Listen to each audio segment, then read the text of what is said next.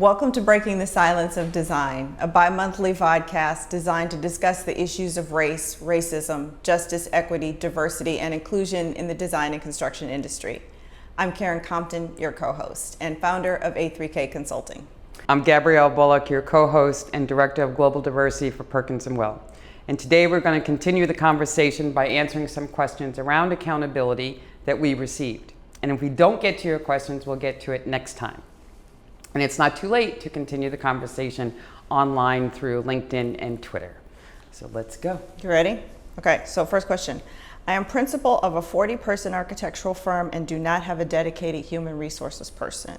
Where do I begin with DEI?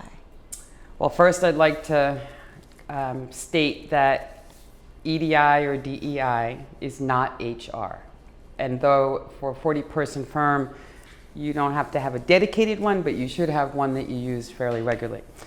So for DEI, I would say that you have to do a deep dive into your firm.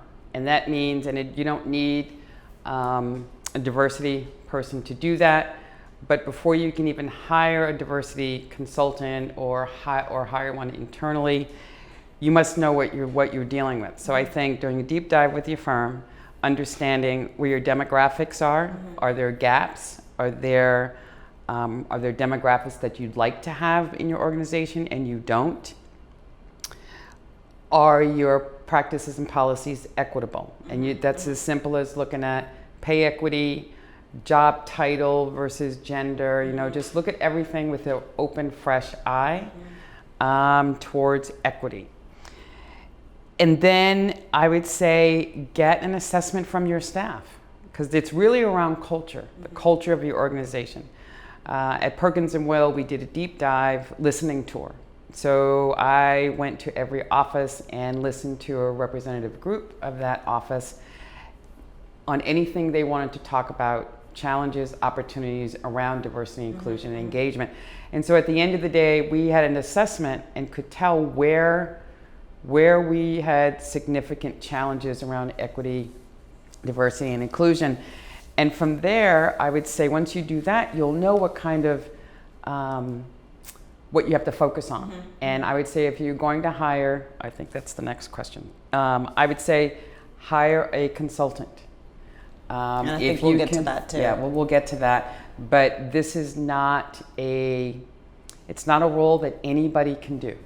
In a 40-person firm, do you envision that there needs to be a champion, like somebody who's going to kind of take this on and kind of champion it? Or because I want to contrast it with a large firm that might have a variety of resources, both depth and breadth. Right. So do you envision that it kind of needs a champion? What do you thought? You definitely need a champion. That doesn't mean that it's the only person that's going to lead any strategies and implementation, but you do need a champion, and should be, first of all, it has to come from the top. This has to become, if you're interested in it and you want it to be a core value, then it must come from the top who establishes the core values of your organization, right?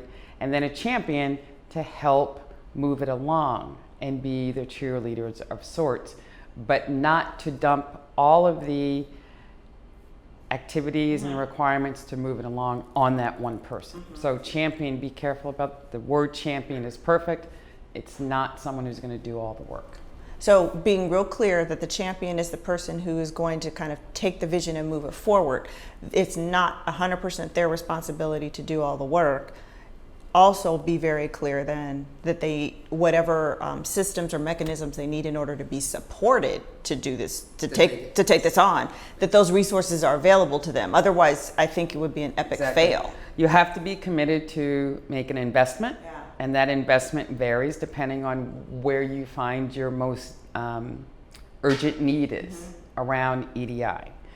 You must have a leader, and it must be established as a core value. Otherwise, it'll just be another initiative that falls by the wayside during bad times, rough times, busy times, when you want to hunker down. This is not something that should stop and start. Fair enough. Okay.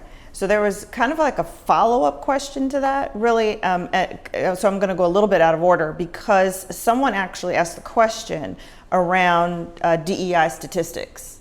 And the question says, we've not been able to ascertain our statistics. And I've asked, meaning the person who's posing the question, and the claim is that we do not have the information for fear of privacy issues. But I am concerned that with the lack of statistics, we will not be able to have a clear understanding of how to address diversity, equity, inclusion. What are your thoughts? Right. Well, first of all, you can't track what you don't measure. Yeah. And I'm surprised that, so the only privacy issue is if you publicize, like if you do a demographic assessment, and if you name all the Asian people in this group, all the black people in this group, that's not what you ought to be doing. And it's not illegal to ask someone's race. It's voluntary, and they could say other or none or whatever. So whatever data you do have, that's what you work with. And as I say, if you don't track it, you can't measure it. And just another example of, we decided many years ago that we wanted to increase that African Americans were the largest gap in our organization. And we saw a value in increasing that, and it was part of our mission and effort. So we had to understand what was the demographic of the African Americans and every other ethnic group, so that we could see, intuitively I thought it was low, but the data gives you the information that is indisputable. What I think is important that you said is that it's voluntary. If I give you a questionnaire and I say we're trying to get a gauge on where we are as an organization, I'm voluntarily asking you to submit the survey. To your point, people can always choose to put other, or they can choose to not respond. But at least the effort is made to try and make some understandable measure of what you currently have, establishing a baseline. Right, and you don't have to ask us through a separate survey. Yeah. The HR forms that you fill out when you go to work, when you're hired, the form is there, the information is there. And it's I don't ask through any separate survey. I use the data from when they were hired, yes. Okay, fair enough. Next question. I think was, where am I? Had to do with the DEI consultant, I believe. Oh, yes. Our firm is about to hire a DEI consultant to help us out. What should we consider? Guess I'm answering my own question. You should consider the personality of the consultant. I'm going to talk about consultant first. Okay. Right? If you were to hire a DEI consultant, you should consider the track record, what kinds of organization the consultant worked with, understand what the goals were from past clients, and see if it aligns with yours. Personality of the person delivering a very sometimes difficult message around DEI. The personality must be a match with the personality of the organization. The personality should disarm, right? Make people calm so that they can hear the message. And engage. And that's one of the biggest things that I would say you'd look at. Track record, absolutely. And then understand what it is you want the consultant to do. Are you looking for training, diversity training? Are you looking for a strategic action plan around diversity? That's a different kind of consultant or a different scope of services. Or are you looking for someone to facilitate a difficult conversation? So when I first saw this question, my mind immediately jumped to, well, what do you want the consultant to do? What's the outcome? And I guess my comment, kind of dovetailing on yours, is have a realistic set of expectations and outcomes for the DEI consultant. The other thing that I think is really important is don't look for them to do all of the lifting. In other words, are they there to provide training? Are they there to just facilitate a difficult or a series of difficult conversations?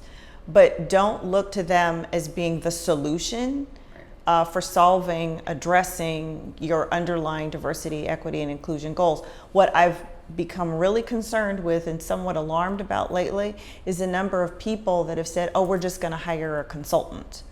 And when I press them and say, but what do you want the consultant to do?